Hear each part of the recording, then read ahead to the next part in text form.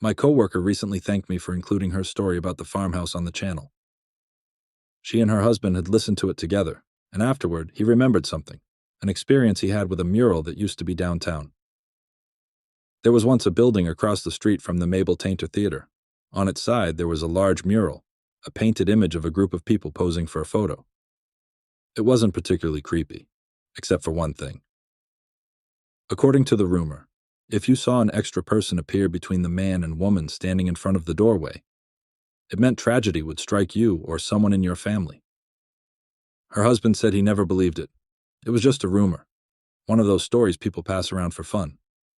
But he also mentioned a night in high school when he and his friends decided to put the legend to the test. They were driving around town, bored, when someone brought up the mural. One thing led to another, and they all agreed to check it out. Instead of parking in front of it, they went around the block and took turns walking past it alone. One by one they went, then returned to the car to report what they saw, or more accurately, what they didn't see. Nothing. No extra person, no change in the mural, just an old painting on a building. Then it was his turn. As he stepped out of the car, something strange happened. It wasn't fear exactly, more like an unease, a feeling he couldn't quite explain.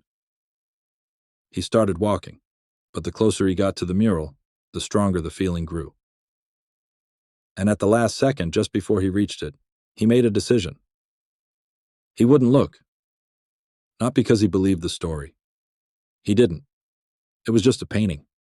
But still, why tempt fate? He kept his head down, walked past, and returned to the car. Then the last of his friends got out and disappeared around the block. A few minutes later, he came back, looking angry.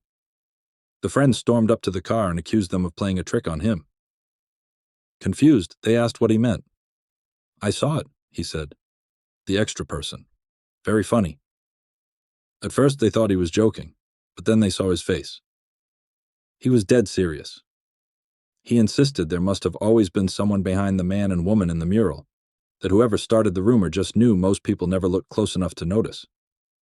The others hesitated. After that, none of them wanted to stay out any longer. They all agreed to call it a night. A week later, something changed. The friend who had seen the extra figure started acting differently. He was moody, withdrawn, barely talked to anyone. At first, they thought he was just having a bad week, but it lasted longer than that. Then one morning, he wasn't at school. By the end of the day, they heard the news.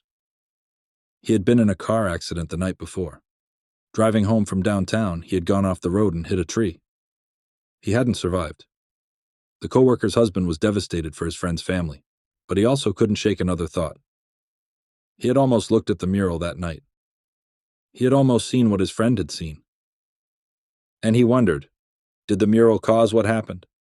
Or did his friend's belief in the legend make it happen? Either way, as much as he hated seeing downtown change, he was relieved when he heard the building with the mural was being demolished. Because some things are better left in the past.